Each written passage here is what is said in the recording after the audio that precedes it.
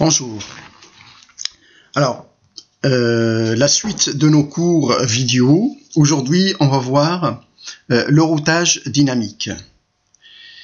On va essayer de décrire le rôle des protocoles de routage, savoir classifier les protocoles de routage, décrire comment une métrique peut être utilisée dans le routage, identifier les types de métriques, déterminer la distance administrative d'une route, savoir son importance et identifier les différents éléments d'une table de routage.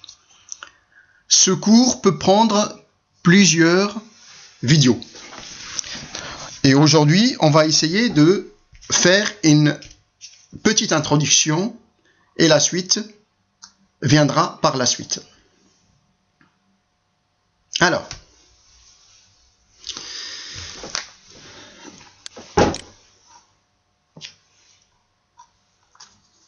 les protocoles de routage.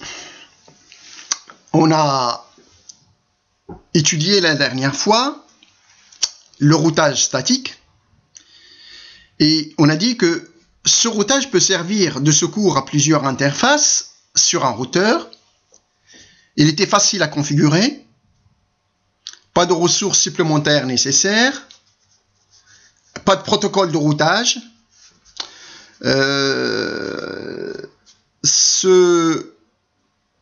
Ce protocole de routage statique, c'était plus sûr, parce que c'est nous qui choisissons la route par laquelle on veut acheminer les paquets. Par contre, son inconvénient, c'est que si jamais il y a un changement dans la topologie, en fait, il fallait revoir toute la configuration de tous les routeurs.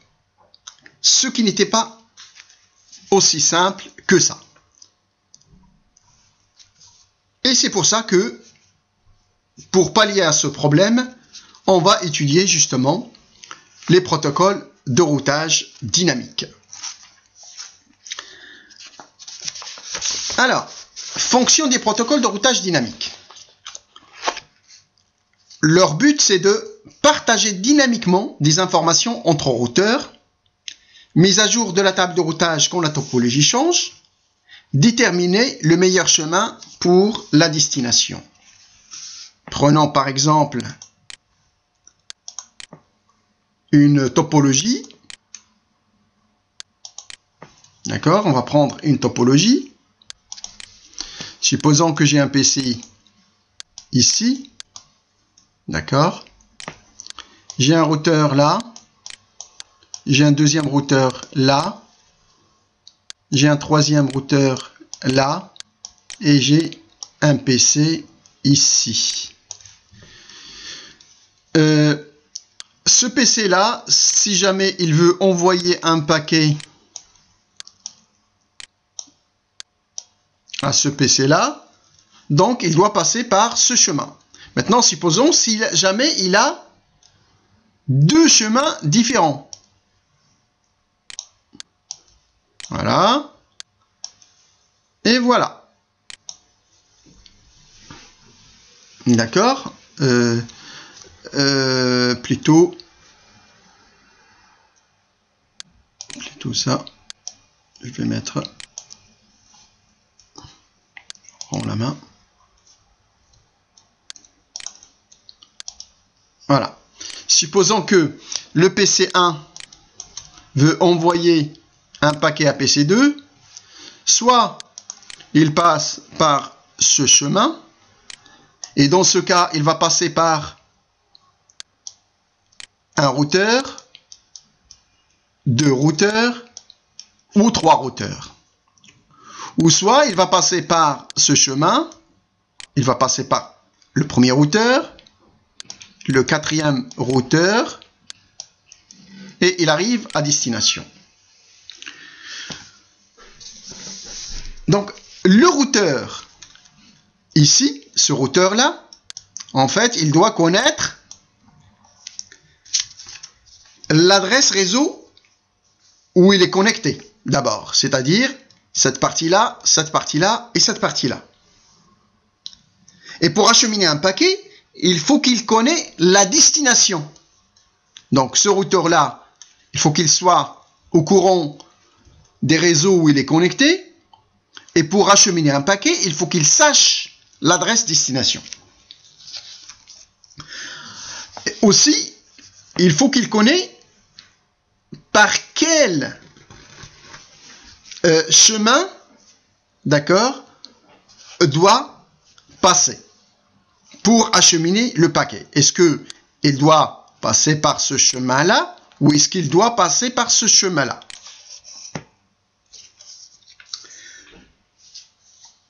Il doit savoir donc le nombre de routes qui mènent à la destination. Et à partir de là, il doit choisir est-ce que c'est chemin qui est bon ou est-ce que c'est chemin qui est bon. Enfin, il faut qu'il soit aussi sûr que pour arriver à destination, il faut avoir toutes les informations sur toutes les routes. Et en cas d'une route coupée, supposons que cette route elle est coupée, il doit savoir l'acheminer par l'autre route de secours.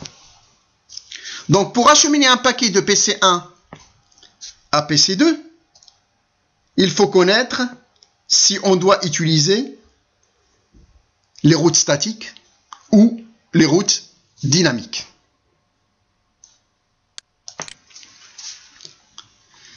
Donc, les protocoles de routage, je répète, les protocoles de routage dynamiques, ils ont pour but de partager dynamiquement les informations entre routeurs, mise à jour automatique de la table de routage quand la topologie change, et choisir le meilleur chemin qui mène à destination.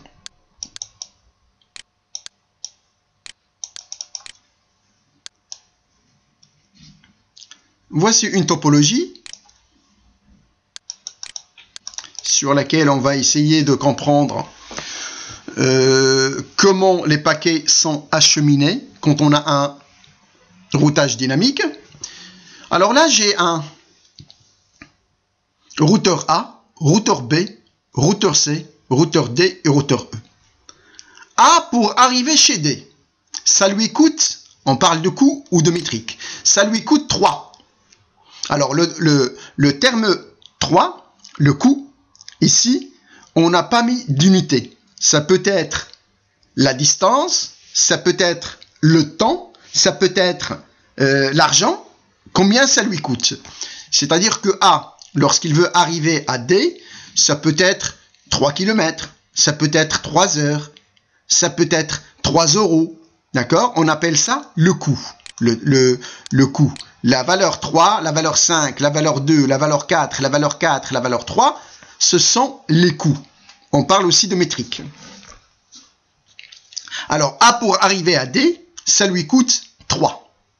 Pour arriver à B, en fait, pour arriver à B, regardez, soit ça lui coûte 5, ou soit, par ce chemin-là, ou soit ça lui coûte, je vais prendre mon stylo.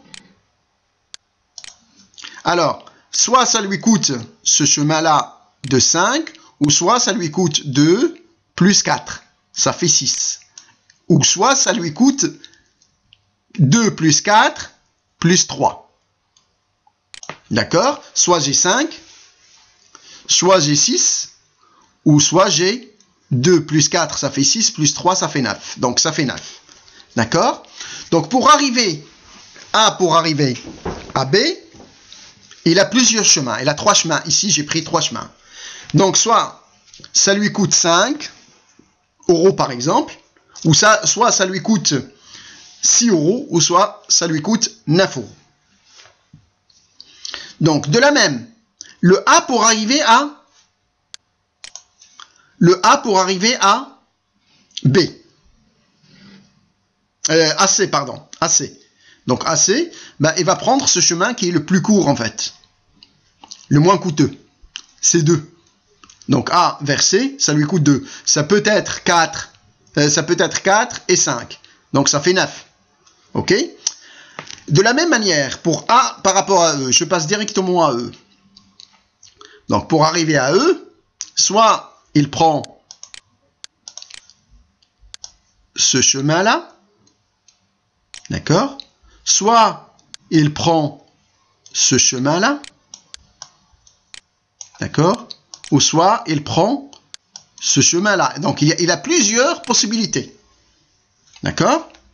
Donc, soit j'ai 2 et 4, soit j'ai 5, 4 et 4, donc ce qui me fait 8, ça fait 13, ou soit ça lui coûte 5 et 3, ça fait 8, donc il a le choix.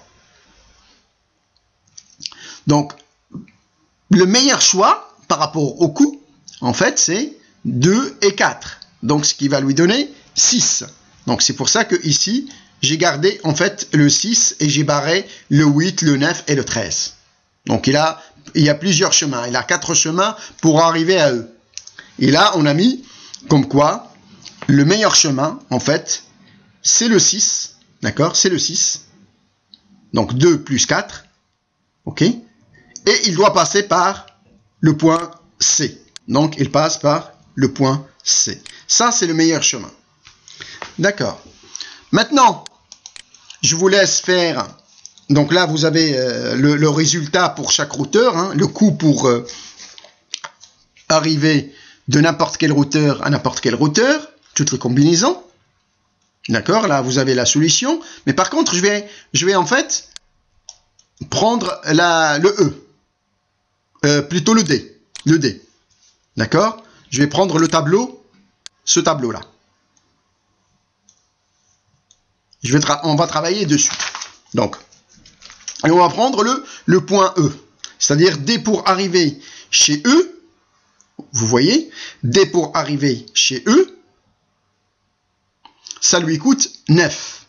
D'accord, on va voir D pour arriver chez E. Donc, il peut faire ça. Et ça coûte combien? Ça coûte 3 plus 3 plus 5. Donc, ça fait 11. D'accord. Donc, je marque 11. Après, ça peut être ça. D'accord. Et donc là, j'ai 3 plus 2, ça fait 5. 5 plus 4, ça fait 9. Donc, j'ai 9. Ça peut être 3 plus 2 plus 4 plus 3. Ça peut être en fait plusieurs combinaisons. Donc, du coup, le routeur, il va prendre le meilleur coût. Ici, en l'occurrence, c'est le 9. Maintenant, le 9, ce meilleur coût là, vous voyez, je vais le tracer en le meilleur coût, en fait, c'est ça.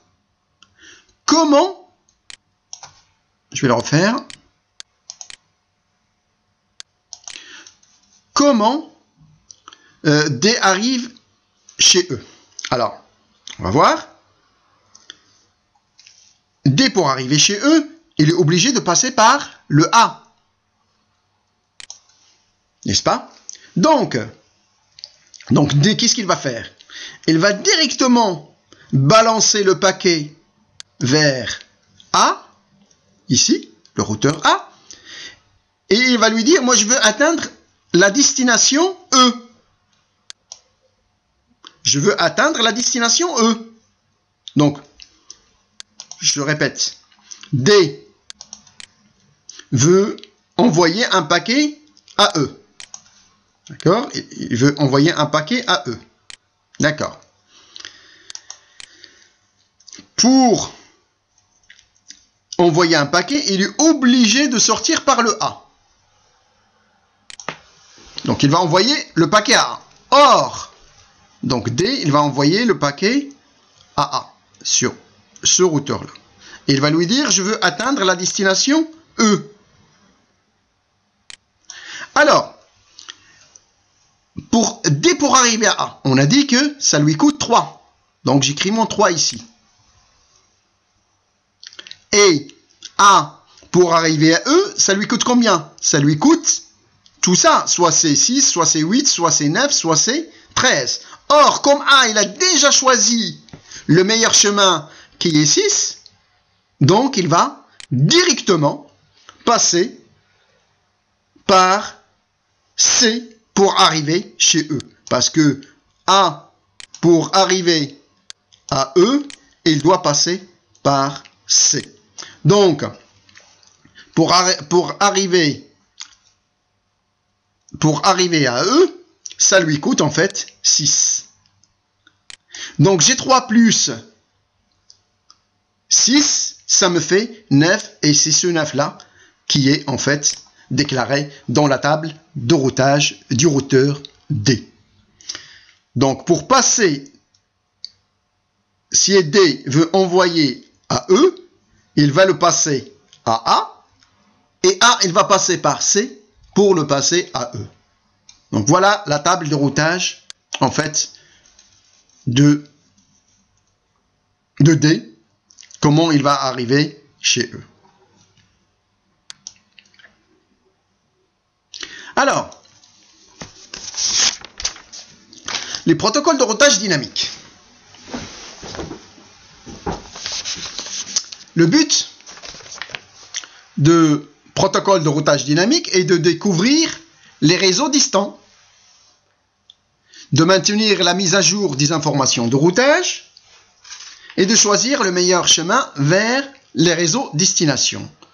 Donc, maintenir à jour les informations de la table de routage. Supposons que ici,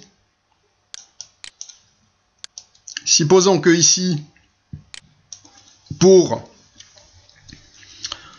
que A arrive vers E, supposons que ce chemin-là, d'accord, est coupé. Que va-t-il se passer? Donc, il est obligé de passer par... le A est obligé de passer en fait par B. D'accord? Il est obligé de passer par B. Et de B, soit il fait ça, ou soit il fait ça directement. D'accord? Donc, le meilleur chemin après, en fait, c'est 8. Donc, si ce chemin est coupé, donc les tables de routage, elles vont se mettre à jour et envoyer à chaque fois au voisin. Et donc, A, pour arriver à E, il va faire A, B, E. Donc, ça lui coûte, en fait, 8 au lieu de 6, puisqu'on a dit que ce chemin-là, il est coupé. Donc, si le 6 n'y est plus, donc il va passer par le deuxième meilleur chemin, c'est-à-dire celui-là. D'accord? Et si jamais un autre chemin il est coupé, par exemple celui-là, alors dans ce cas, le A va faire A, B, d'accord, C et E. Ce qui va lui coûter 4, et 4 ça fait 8, et 5 ça fait 13. Donc voilà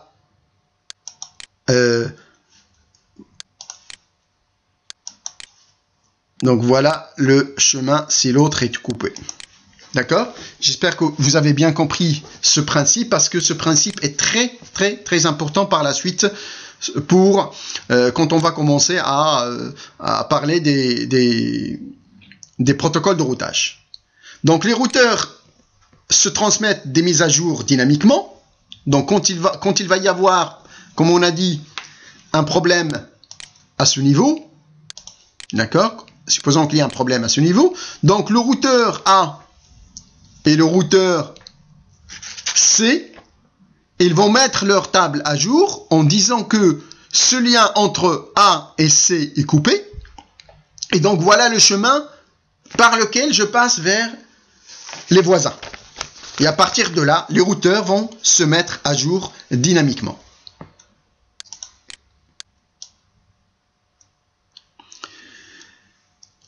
Alors,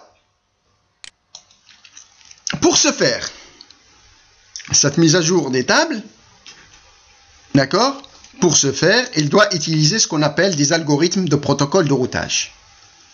Ils sont utilisés pour faciliter l'utilisation des informations de routage et déterminer le meilleur chemin en envoyant des messages de protocole de routage aux voisins. Chaque voisin, il va envoyer un message à son voisin. Il y a des messages pour découvrir les voisins et échanger les informations de routage.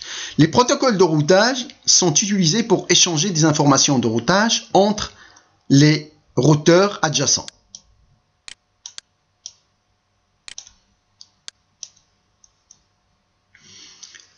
Classification des protocoles de routage. Alors, ici, on a ce qu'on appelle un système autonome. Donc, j'ai un système autonome ici. J'ai un autre système autonome ici. D'accord? Dans ce système autonome, j'ai un certain nombre de routeurs, d'accord, qui sont reliés entre eux. D'accord? Dans l'autre système, c'est pareil. Et à l'intérieur de chaque système autonome, on doit utiliser ce qu'on appelle des protocoles de routage interne. Intérieur, gateway, protocole. Donc, à l'intérieur ici du système autonome, on utilise ce qu'on appelle IGP. Intérieur, gateway, protocole. Des protocoles de routage intérieur. Et à l'extérieur, on va, c'est-à-dire que entre ce routeur-là et ce routeur-là qui vont faire le lien entre les deux systèmes autonomes, on va utiliser ce qu'on appelle EGP. Extérieur, gateway, protocole. Ce sont des protocoles de routage externes. D'accord? Alors, pour les protocoles de routage externes, on utilise généralement un protocole qui s'appelle BGP, Border Gateway Protocol. Donc, vous voyez que c'est un protocole à bordure, à la frontière, si vous voulez, de deux systèmes autonomes. D'accord? Ce routeur-là, il est à la frontière, et ce routeur-là, il est à la frontière. Donc, bordure, gateway, protocole. On utilise assez souvent le BGP, qu'on verra dans la suite des vidéos, peut-être dans une quinzaine ou un mois par la suite. Tout dépend, en fait, de mon temps. Et à l'intérieur, on utilise des protocoles internes. On peut utiliser le RIP, version 1, version 2, IGP, on ne l'utilise plus, il est démodé, EIGRP, l'OSPF, ou Ease-to-Ease, qui est un protocole propriétaire. Là aussi, on ne va pas l'utiliser parce qu'il n'y a que Cisco qui l'utilise. Il faut avoir un matériel uniforme au niveau du réseau, c'est-à-dire avoir que des Cisco pour utiliser le Ease-to-Ease. D'accord? Ou sinon, ce qu'on va utiliser, en fait, on va voir le RIP, version 1, version 2. Peut-être aussi EIGRP et l'OSPF.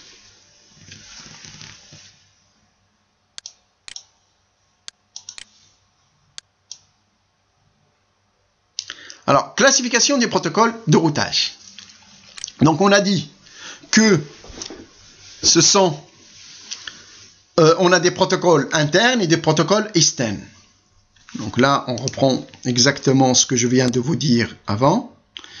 Et donc, je m'arrête là aujourd'hui et je vous dirai à bientôt pour d'autres vidéos. Merci.